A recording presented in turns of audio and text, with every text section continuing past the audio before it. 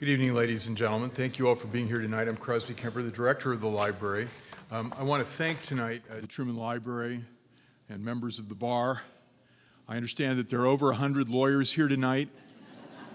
So I want you to raise your right hands and say, "I will not slip and fall." So help me. I want to mention the ongoing series we have called Hail to the Chiefs. We're doing with the Truman Library, who are co-sponsors tonight, the presenters tonight, and we have 13 programs on the presidency. We've done the kickoff with Robert Dallek, one of the America's great historians, and James Giglio on John F. Kennedy. On Wednesday, April 11th, the next program, Edward Krapel will be talking about the president that you have always wanted to know something about, John Tyler. You know, Tippecanoe and Tyler too. Tyler is the first president, the first vice president to succeed, known as the accidental president, the title of Ed Kripal's very good biography of Tyler. And that set a lot of precedents. You'll hear something about precedents tonight from presidents tonight from Noah Feldman, but John Tyler set a bunch of precedents as being the first accidental president. And then we have on May 16th, the next in the series, the presidential series, Kansas City's own wonderful writer, Candace Millard, will be talking about another relatively unknown president whom she has recently made much more famous, James Garfield, who may have been the greatest academic to become president. Woodrow Wilson might be the exception to that statement. Anyway, look for that series, and if you want to sign up, those of you who are not already on our mailing list, you can fill out one of these cards which are available on the desks to get on our mailing list. We're very excited to have Noah Feldman here tonight, and I'm going to introduce Paul Donnelly to introduce him. But I do want to say one thing about his work, and particularly about Scorpions, the book about the great four great justices, the New Deal justices. He quotes in his book a line from that was quoted by Justice Frankfurter at the a funeral of his predecessor, Justice Brandeis, and then was quoted by the great law professor Paul Freund at Justice Frankfurter's own funeral, from Bunyan's Pilgrim's Progress. "My sword I give to him that shall succeed me in my pilgrimage, and my courage my sword I give to him that shall succeed me in my pilgrimage." And there is this great succession, a kind of noble succession that Noah Feldman writes about in the Scorpions, this great tradition in American law. And I think Scorpions is as a book is such a great representation of what is best and most noble about our system of law. And so it's a great honor to have him here. It's also a great honor for me to present Paul Donnelly, who's a partner at Stinson and who has worked with some of the great companies in the United States, American Airlines, Chubb Insurance, Marriott Hotels, et cetera, and the American Angus Association. He's a trial lawyer, and as such, he's used to being attacked, but as a defender of the American Angus Association, he's never been cowed. Sorry, Paul. You have to expect one of those in any given introduction. Anyway, we're very honored to have Paul Donnelly here to introduce Noah Feldman. Thank you. Thank you very much, Crosby. I'm actually a member of our local federal court historical society. That is what brings me before you. And before I have the distinct honor of introducing a truly amazing guest speaker that we have this evening, I wanted to take a moment to thank Crosby, Kemper, and the staff of the library for co-sponsoring this with the Federal Court Historical Society. Actually, this is three of us doing this evening. And with that co-sponsorship, having the opportunity to be in this incredible venue, and more importantly, to have the halo effect of the unbelievably professional marketing arm of the Kansas City Public Library that brings out a crowd like this of 350 people to Kansas City on a Tuesday evening. Sometimes you see this kind of a crowd at the plaza and not think of it, but to see it in this great room is something to enjoy from up here. In that same vein, we would not be here this evening but for the intercession of Alex Burden, who's not with us, the executive director of the Truman Library Institute. For the second year in a row, he and the board of the Institute have allowed us to co-sponsor an event with the Truman Library that in turns allow us to reach out to some of the great legal writers in the United States.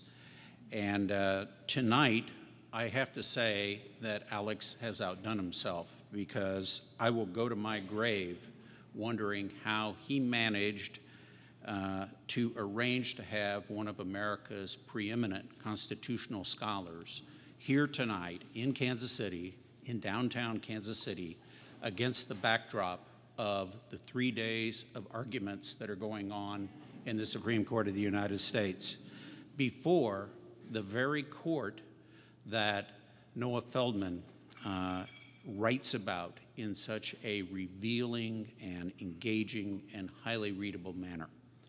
Franklin Roosevelt, as most of the people in this room probably do know, appointed a total of 9 justices during the period of time that he was in office for 12 years. That is, in effect, an entire court. That's 9 justices. They didn't form that court, but he had that type of opportunity because of his tenure. Scorpions, if I may use the shorthand description of that tonight, is about 4 of them. Each of them ambitious, intelligent, self-made, and all of them outsiders to Washington, D.C. Hugo Black, a Southerner of very modest means, who joined the Ku Klux Klan as his power path into elective office from the state of Alabama, and who, as a member of the court, became basically the founder of originalism, a word that you hear often now in connection with several of our sitting justices. Felix Frankfurter, an Austrian-born Jew who would base his approach to constitutional jurisprudence on the concept of judicial restraint. William O. Douglas, many of us remember because of the great length of time that he served, and a Westerner from impoverished background who used the initial or the early years of his time on the court, basically trying to fulfill the ambition that he had to be the President of the United States, and who, in 1948, turned down a personal request from Harry Truman to be his campaign manager. And finally, Robert Jackson, literally a country lawyer from upstate New York, who became known not only as the chief prosecutor at the Nuremberg trials, but also as the court's constitutional pragmatist, who was famously denied his greatest ambition in life, that is to be the Chief Justice of the United States Supreme Court, by Harry Truman in 1946.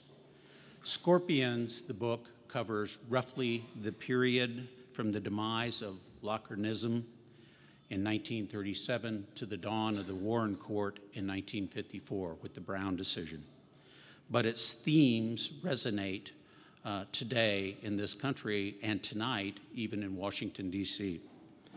Thankfully and incredibly, if you've read the book, and for those of you who haven't, they're going to be selling it here afterwards, and I would urge you to consider getting it if you don't have it in your library.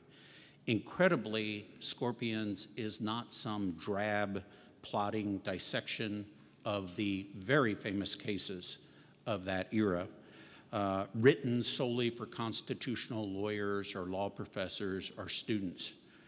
Rather, it's alive with the history of the Roosevelt and the Truman era.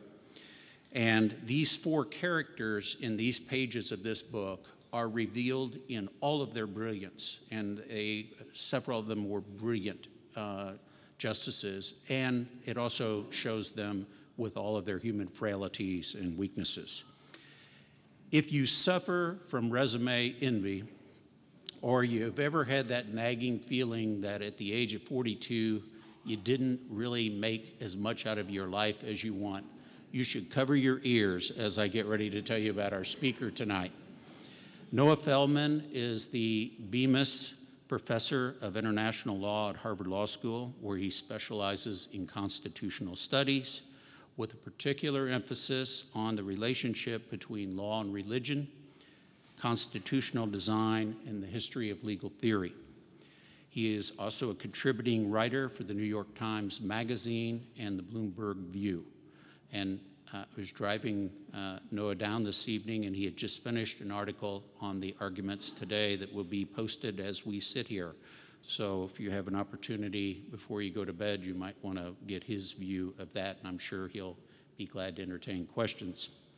He graduated summa cum laude from Harvard University in 1992, where he studied Near Eastern language and civilization. And there he was also a Harry S. Truman Scholar from the state of Massachusetts, which I'm just going to guess has to be the most competitive pool of applicants for that award. After his graduation from Harvard, he was selected as a Rhodes Scholar and earned a Doctor of Philosophy in Islamic Thought from Oxford University in 1994. He then attended Yale Law School, graduating from there in 1997, and from 1997 to 1998, he was a law clerk for the Chief Judge, Harry T. Edwards, of the United States Court of Appeals for the District of Columbia. And following that, he had the high and distinct honor of clerking for Associate Justice David H. Souter of the United States Supreme Court. Along the way, he served as the senior constitutional advisor to the Coalition Provisional Authority in Iraq in 2003, subsequently advising members of the Iraqi Council on the interim constitution for that country.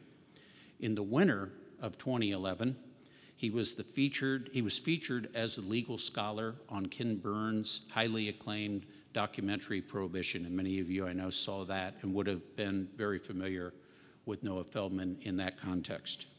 He is currently the author of 5 books, including the one that he will discuss with us tonight. Scorpions was selected as the best legal book of the year 2011 by the American Society of Legal Writers, as well as by the American Bar Association. It was also chosen recently as an editor's choice by the New York Times Book Review.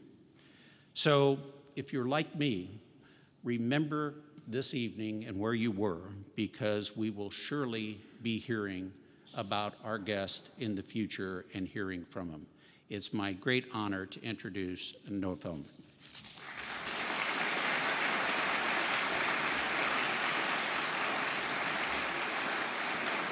Good evening, everybody. Thank you, Paul, very, very much. I have to say, I've never been introduced by a trial lawyer before, and it had 2 things about it that I really liked. One was I sounded so much better than I actually am. And the second is that you did a spectacular job of describing the 4 personalities of the justices whom I've written about in Scorpions. And that enables me to dive into the topic tonight, with your permission, which is the topic of the relationship in particular between Harry Truman and these 4 men. Primarily the legal relationship between them, but I'll also touch on the political and personal relationships between them as well. And the reason that I want to do that is that I'm really grateful to have had this event co-sponsored by the Historical Society of the Court, by the Truman Library Institute, and of course by the Public Library as well. So with that conflation of sponsors, I can't go wrong. So let me begin with how Harry Truman first professionally encountered one of the 4 justices about whom I wrote the book. And that encounter was actually deeply competitive, because in 1944, running for the presidency during the war from his office, with no plan of campaigning at all, Franklin Roosevelt knew that the person he chose to be his vice president would almost certainly get a chance to be president of the United States. He knew that he was not well. Those around him knew that he was not well. And the odds of his surviving 4 years were relatively slim. So this was, especially given that the war was still going on, probably the single most important, most consequential choice of a vice presidential candidate ever. You all know that the vice president was sometimes addressed as Your Superfluous Excellency. And Harry Nance Garner, who was FDR's first vice president, and FDR went through them like nobody's business, famously said that the vice presidency was not worth a bucket of warm spit. When I was researching the book, I discovered that he hadn't said spit.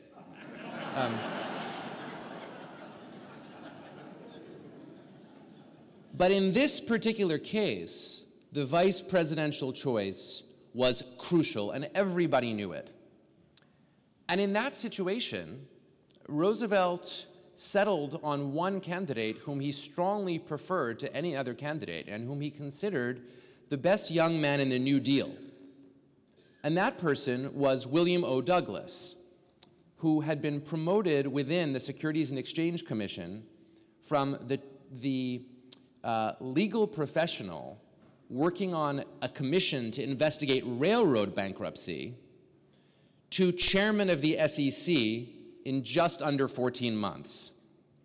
Through the good offices of a great Massachusetts native, Joseph Kennedy, Sr., who was the first head of the Securities and Exchange Commission. And some of you may know that when Roosevelt was asked how in the world he could be choosing Joe Kennedy to run the new SEC, he said, "It takes a thief to catch a thief." Joe Kennedy loved Bill Douglas because Bill Douglas was funny. He was, at the time, all of 37 years old. He had a lot of nerve. He was from Washington State. He was a great raconteur. He could put away the bourbon, and he was an interesting poker player. And indeed, the way that Joe Kennedy introduced his young protege to Roosevelt was to bring him to the White House for a poker game. And Roosevelt said, and I quote, "That young man plays an interesting game of poker." And after making Douglas SEC chairman at the age of 38, he made Douglas a Supreme Court justice at the age of 39. This is what we call a rapid rise in Washington. 2.5 years total from legal professional on a railroad bankruptcy committee to the Supreme Court.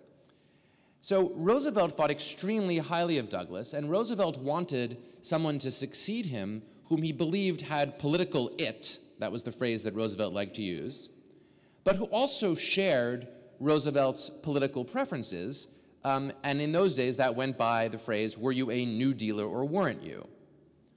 Harry Truman was not a New Dealer. He had voted alongside Roosevelt on a range of New Deal issues, but he was seen and identified in the Democratic Party as a moderate. And the president at that time was not a moderate. The president had effectuated one of the most radical transformations in American public life that could be imagined.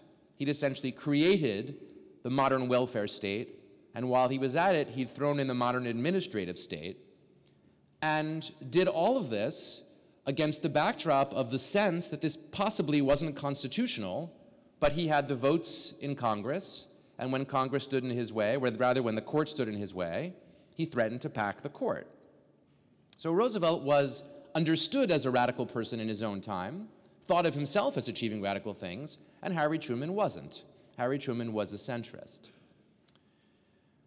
So when Roosevelt met with the party bosses to decide on who would be his vice presidential candidate, he told them that he would like to see Bill Douglas, and that Bill Douglas would do very well nationally.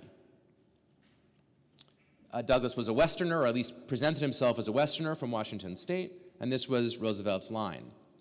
And the bosses more or less laughed in Roosevelt's face.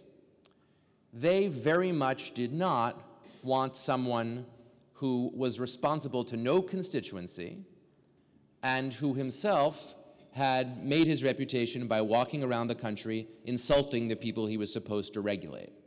Because that's how he made his play to become chairman of the SEC. He went around the richest groups of people he could find, the New York Bond Club, the trustees of the University of Chicago, which is a polite way of saying the Rockefeller family and their close personal friends. And he gave a lecture which was called The Termites. And the termites were the people he was talking to. So this was a bomb thrower, and this was not someone whom the bosses thought would be a responsible presidential choice. On the other hand, they very much liked the idea of Harry Truman.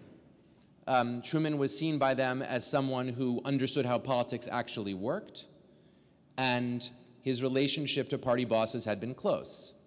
The Prendergast machine had first put him into power, as you all know, and then after Prendergast's conviction for tax evasion, he had become very close with a person who will recur again in our story, Robert Hannigan, a St. Louis politician whose name means something to all of you. He became Postmaster General of the United States and then chairman of the Democratic National Committee.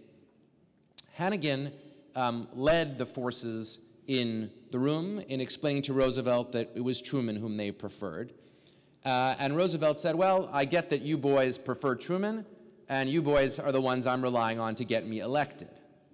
So again, this shows you something about the political moment, especially in the middle of our present presidential race. It's striking to notice how recently the system worked so differently. There were no primary elections, and as I mentioned, the president proposed not to campaign for the presidency of the United States. And I mean that literally. He would sit in the White House and the people would elect him.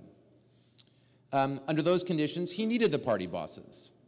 So on the way out of the room, Roosevelt gave a little note, a handwritten note to Bob Hannigan.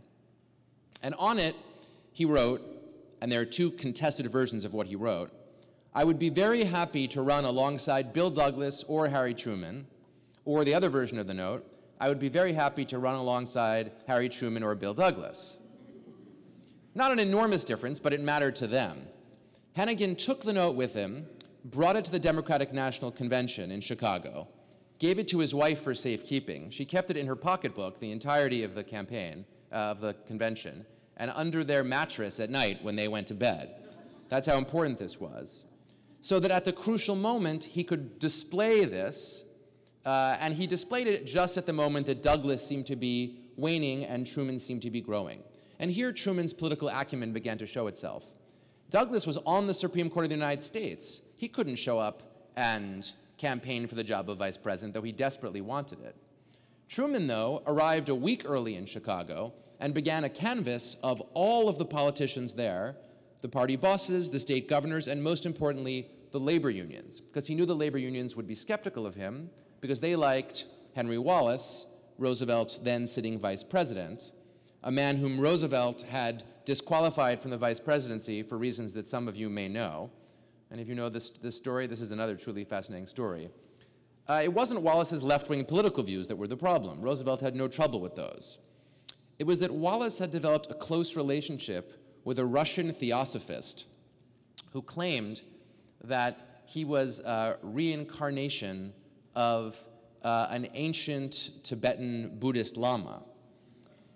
And Wallace had written dozens and dozens of letters to this person whom he addressed as Dear Guru, and sent the man with the man's son on a listening trip throughout Asia, funded by the Department of Agriculture, where Wallace at the time had been the secretary. Information about these guru letters had actually come to light in the 1940 election and had threatened to derail Wallace. And the only way that Roosevelt was able to avoid the public humiliation of having his vice presidential candidate revealed to be a crank, which Wallace was in his personal life, I think incontrovertibly, was by threatening to reveal the extramarital affair that the Republican candidate was widely understood to be having at the time. And in case you doubt me, all of this is recorded on audio tape, because Roosevelt was an early actor in the technology of recording his White House conversations. You may have thought that Nixon invented that. He did not. Why any president does this is totally beyond me. All right, so just to get back to the convention, at this crucial moment in the convention, Hannigan produces the letter, Douglas fails to get nominated, Truman becomes the vice presidential nominee, with what great and important historical consequences you all know. What this did create, however, was tension from the very start between Douglas and Truman, who very much saw each other as competitors, although in Truman's case, he saw Douglas as a failed competitor. Truman was a magnanimous person, as you know, and in 1948, when he had to run for re-election and was very worried, as you all know, about the odds of re-election, he felt he needed a more liberal candidate as his vice president. And he reached out to Douglas and offered the vice presidency to Douglas. And he did this even though he knew that Douglas had said on the telephone to Tommy Corcoran, the first great lobbyist, the man who invented lobbying, actually, former Roosevelt protege who had become a great lobbyist, that, and I quote, "Who wants to be play second fiddle to a second fiddle?" The way that Truman knew that Douglas had said this to Tommy Corcoran is also a sign of the times. Truman didn't like Tommy Corcoran. He didn't like him one little bit. And so he asked J. Edgar Hoover to tape all of Tommy Corcoran's phone calls. And every week, twice a week, a messenger would come up from the FBI with transcripts of all of Tommy Corcoran's phone calls for the president to read. And it shows Truman's magnanimity that he offered the vice presidency to Douglas. It either shows his magnanimity or his desperation, that he offered the vice presidency to Douglas, even knowing that Douglas was walking around town calling the president of the United States a second fiddle. It speaks, I think, very well for Truman. It also shows you that the relationship between the men continued. Douglas said no, because he, like almost everybody else in the country, thought that Truman was sure to lose in 1948. So Douglas then pretty much guaranteed that he would not end up as vice president. So that was the first contact between Truman and these gentlemen of any great significance. But I want to turn your attention now to the next major event, which took place in 1946 when Robert Jackson was serving as chief prosecutor in Nuremberg in the Nazi war crimes trials. Now, this was by any measure a historically significant event, and Jackson wanted very badly to go to Nuremberg and be the chief prosecutor. This had much to do with the fact that during wartime, the Supreme Court did not feel that it was at the center of events. There were some very, very important decisions that the court made during the war, but none of them, in historical terms, looks like a good decision.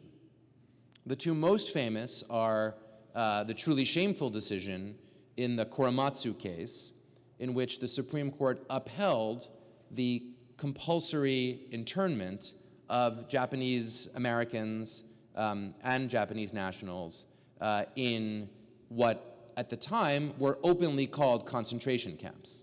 In fact, President Roosevelt called them concentration camps several times, 3 times, before his staff pointed out that might not be the best choice of words. In another important case, the Supreme Court upheld in a day and a half the conviction and execution of some Nazi saboteurs who had come by submarine to the United States from Germany and embarked on a kind of madcap plan to plant bombs across the United States. It was a good plan. The Germans managed to land these gentlemen, but they had chosen people who were not very effective. They wanted people who had lived in the United States and spoke good English, and so when they dropped them off, the people, instead of carrying out their orders, just disappeared into the country and went and saw their friends. One got involved in a 4-day-long pinochle game. Until I researched the book, I didn't know you could play pinochle for 4 days. I just thought it felt like 4 days when you were playing pinochle. Another went and saw his family. Another went and saw his wife. Another one went and saw his mistress and then his wife. The upshot of this is that these gentlemen were caught by chance, actually. And Roosevelt said, I'm intending to hang them. And I don't care what any court of the United States says. And the court essentially, under pressure, upheld the military tribunal that had very rapidly convicted them under pretty doubtful conditions. That's all in the book, if you're curious about it. My point is simply to say that during the war, the court's job was to stick with the president. And they did that. And you may think of that as patriotic. I tend to think it was a patriotic decision. But sometimes patriotism can lead to bad constitutional decisions. So Jackson wanted to do something big and significant in connection to the war. And during the war, he had repeatedly offered to the president to resign to go do something useful. And Roosevelt repeatedly told him, don't resign, just hold on, and don't worry, I will make you the Chief Justice of the United States. Now, if I know one thing, it's that the president should never tell someone that he will be Chief Justice of the United States. It just raises the person's expectations too high. So in 1942, when Chief Justice Charles Evans Hughes retired, Roosevelt was about to appoint Jackson, and Hughes advised him that it was wartime and he should make a bipartisan appointment, and so he appointed a Republican, Harlan Fiske Stone, a New Hampshire-born New Yorker, to be Chief Justice. That also is a sign of the times. It's hard to imagine today, even in wartime, a president choosing a person from the other political party as Chief Justice of the United States. And he told Jackson, Roosevelt told Jackson, look, I'm sorry, but I had no choice, it's wartime. Don't worry, when Stone retires or dies, I'll appoint you. And Jackson was banking on that. And that was in his mind when he went off to Nuremberg. Now, Nuremberg is itself a fascinating tale in two ways.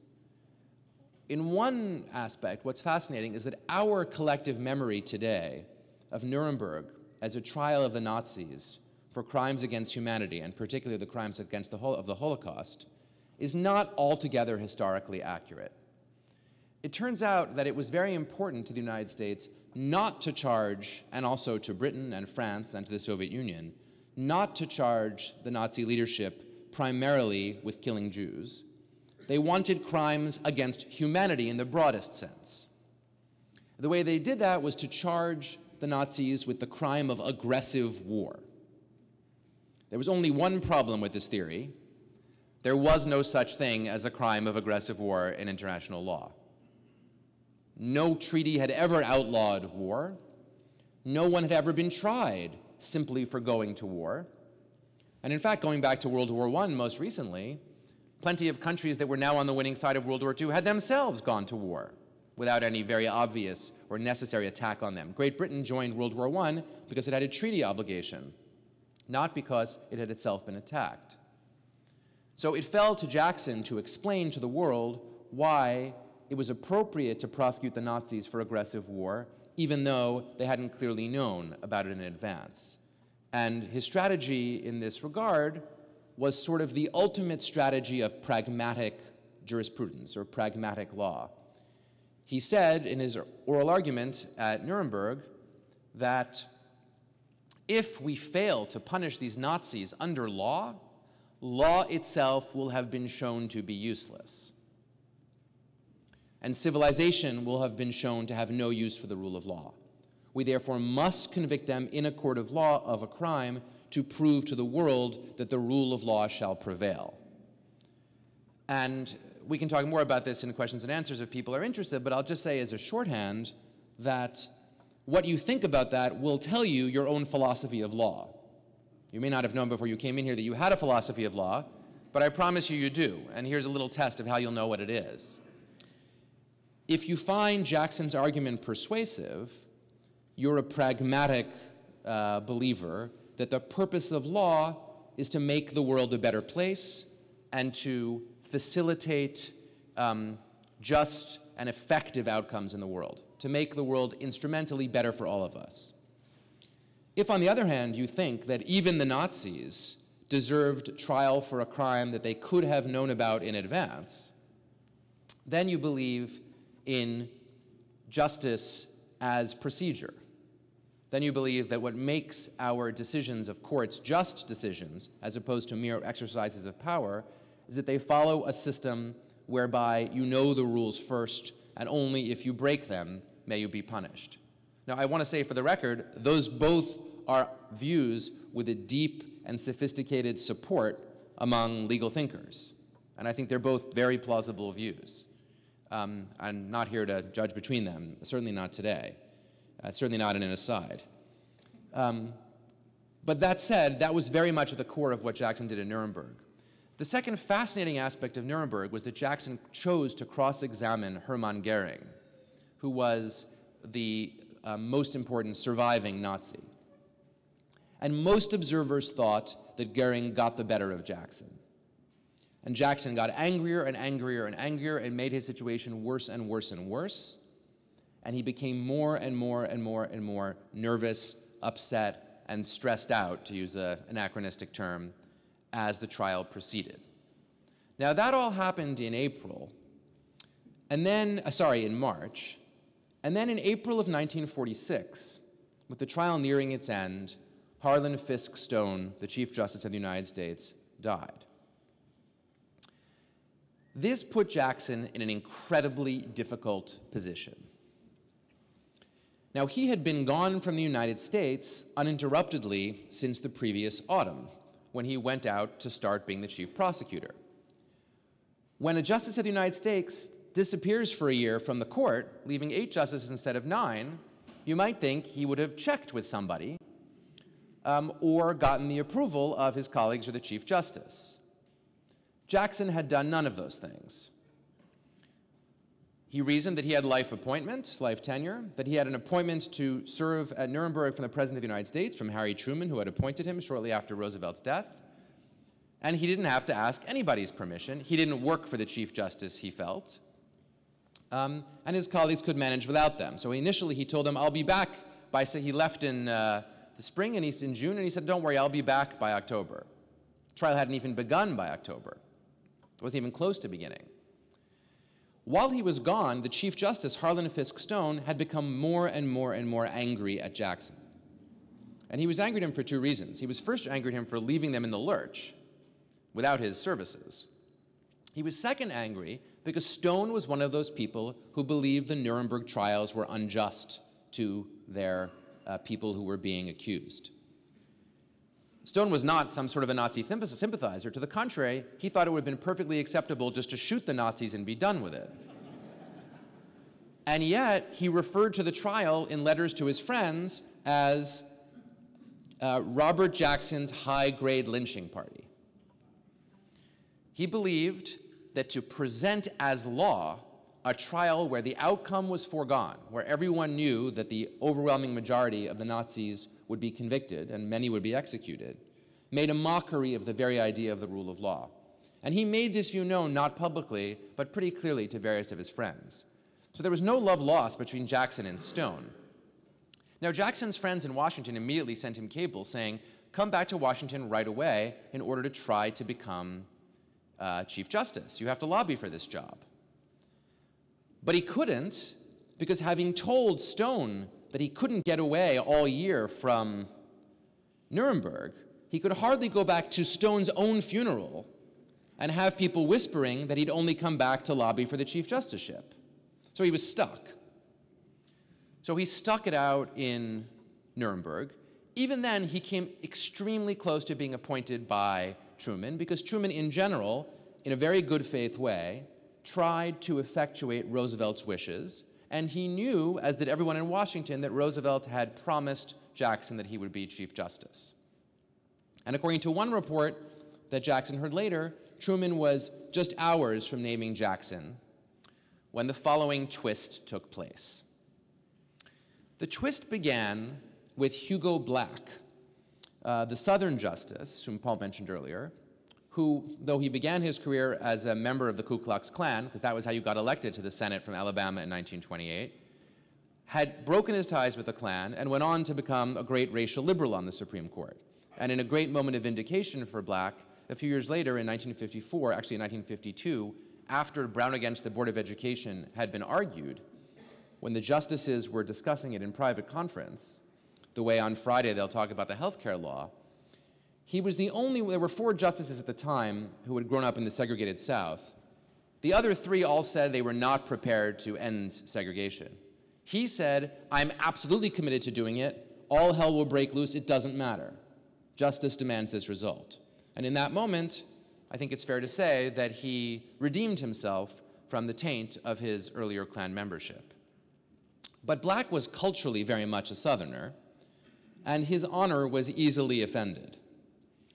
Black and Jackson had gotten into a terrible fight in the spring of 1945, just before Jackson had left for Nuremberg.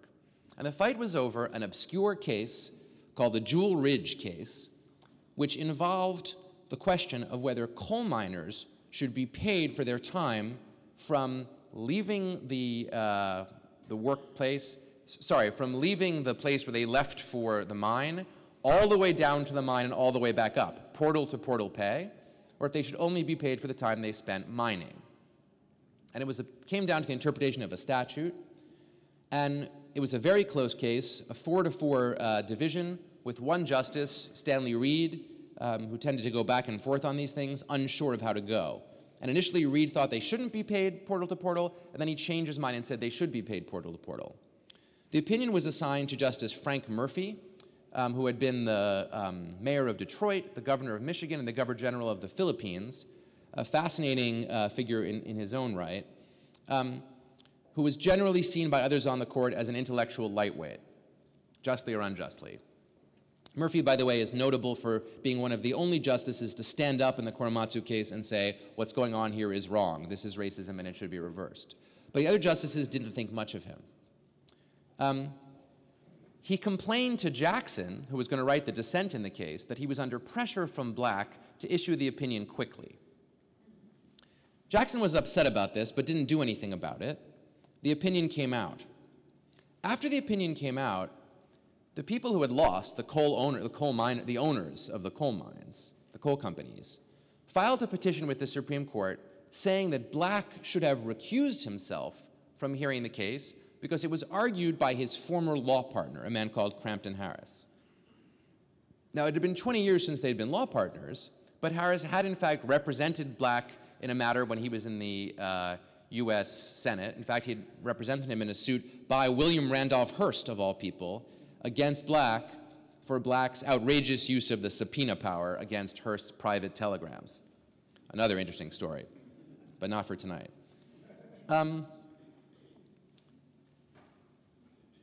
At this point, the court did what it always does when someone requests a recusal. They asked the justice who was being told he should have recused himself, what do you want to do? And he said, I'm not going to recuse myself. I made a decision not to. And the court prepared to issue a statement saying, order denied. At this point in the conference, Robert Jackson made his fatal error, and I mean fatal. He said that he felt that it was important for him to issue a separate statement alongside the denial of the order, saying, as a matter of clarification, I'd like you to know that it's up to the individual justice to recuse himself or not. It's not up to the court. Now, that may sound mild to you, but to Hugo Black, this was a mortal insult, because it would be read by the legal community as a statement that said that Black should have recused himself, and if it were up to Jackson, he would have made him recuse himself, but unfortunately it wasn't up to Jackson. And this was about Black's honor and whether he should have sat on a case involving his former partner. So in the conference, Black said to Jackson, if you do so, it will be a declaration of war. It's heavy stuff. Jackson did it anyway. Fast forward again to just over a year later, the death of Stone. Do you think that Hugo Black felt the declaration of war was over? He did not. He and Douglas communicated to Truman that if Jackson were made Chief Justice, they would resign from the court. They explained through channels to Truman what had happened in the conference room, and Truman didn't really know what to do about it. He did what most politicians would have done under those circumstances. He leaked the story, or someone in the White House leaked the story. And Doris Fleeson published a piece in the Washington Post detailing exactly what had happened in Chambers. Embarrassing enough to this point. At this point, Bob Hannigan got involved again. He started walking around Washington telling people that Jackson would never get the Chief Justiceship. Now, why Hannigan did that's a little unclear, but I'll tell you Jackson's speculation. I promise you we're building to a good climax. Hannigan had, when Jackson went to Nuremberg, Hannigan sent him a message saying, there's a lawyer I'd like you to hire. He's a local St. Louis lawyer. His name is Mark Eagleton. Jackson looked at Mark Eagleton's resume and was very unimpressed, and he said, no way. And Jackson's team at Nuremberg was literally made up of the best lawyers in the country, the best lawyers and law professors in the country. It was a very elite group and a very small group. And Jackson said, no way, the guy's not even in the ballpark. And Hannigan said, I'm sorry, did you not understand me? I'm Bob Hannigan, and I told you to hire this man. Jackson ignored him. Hannigan sent the Secretary of State of the United States from Foggy Bottom to Jackson's office at the Supreme Court to tell him that he would be hiring Mark Eagleton. Jackson said no. Now, at this point, you may be asking yourself, what sort of a political figure was Bob Jackson? It's not that he lacked experience. He had been Solicitor General of the United States. He had been Attorney General of the United States. He knew how Washington worked. And yet he said no. And incidentally, Mark Eagleton is Thomas Eagleton's father. I researched that, and it turns out that is the case. So this was really just classic, Hannigan knew, a man who can send the Secretary of State of the United States to be his errand boy is not a man who's accustomed to getting no for an answer. So that may be why Hannigan was upset. We'll never know for sure. We do know what Jackson did when he saw Doris Fleeson's article. He lost it. He lost it as much as any public figure has lost it in the recent history of the United States, maybe in its total history. He wrote a 5-page letter to Truman saying, you must publicly declare that everything in this story is false, and of course it was all true, or else I will resign as a justice at all, and I will tell everybody in the United States what really happened between me and Black. Now, here's a sitting justice of the United States trying to blackmail the President of the United States. Needless to say, Truman said, I don't know anything about it. I don't know what you're talking about. I haven't heard anything from Black. I haven't heard anything from Douglas. Calm down. He could not calm down. Jackson took the letter he'd written to Truman, sent it to all of the major national newspapers, and it was published on the front page of every newspaper in the country. This time, and this went way, way beyond the Fleeson article, detailing every element of the conversation that had happened in the Supreme Court's conference, including the declaration of war statement. I don't think there's been a more shocking event in the history of the Supreme Court, at least that took place outside of the courtroom. We have one justice of the United States attacking the other justice, saying that justice had blocked him from becoming Chief Justice, saying that that justice was corrupt, saying that that justice had heard a case he shouldn't have heard and had pressured the Supreme Court to issue the opinion too quickly, and detailing this whole fight. And it was on every national newspaper, as you can imagine, right on the front page. It, of course, entirely backfired on Jackson. Now he was completely unappointable. In fact, he looked like he was unhinged, and to some degree, in that moment, I think he was. Arthur Schlesinger, commenting on this, said, you would have to have lived under the bizarre circumstances of an army of occupation to understand how such a rational person could have behaved that way. And I have to say, I'm very sympathetic to that interpretation. Having myself been in a situation where an army of occupation was trying to do legal work, people do become unhinged. The bad decisions that are made are not all a result of poor planning. Sometimes they're the result of a true feeling of disconnection from reality that can set in under such strange circumstances. So you might think that this all ends badly, especially because Truman then chose Fred Vinson to be Chief Justice. Vinson had been a friend of Truman's from when Truman was in the Senate and he was in the Congress. He had been Truman's Secretary of State. When Truman seized the steel mills several years later, at the end of his term, he first asked Vinson, who was then Chief Justice, whether it would be constitutional or not. We don't do that sort of thing nowadays, but it was wartime and communications were different at the time. Vinson said he was pretty sure there was no problem, it was constitutional. Obviously that backfired on Truman, and it backfired in particular because Tom Clark, who was another Truman appointee, voted against Truman when the Supreme, and provided the deciding fifth vote to strike down the steel seizure. That led to President Truman saying in an oral history later that, that choosing Tom Clark was the dumbest thing he had ever done as President of the United States. He also said, and this is amazing, it's right in the oral history, he said, it's not so much that Tom Clark is a bad man, so much as that he was a dumb son of a bitch. I'm quoting President Truman.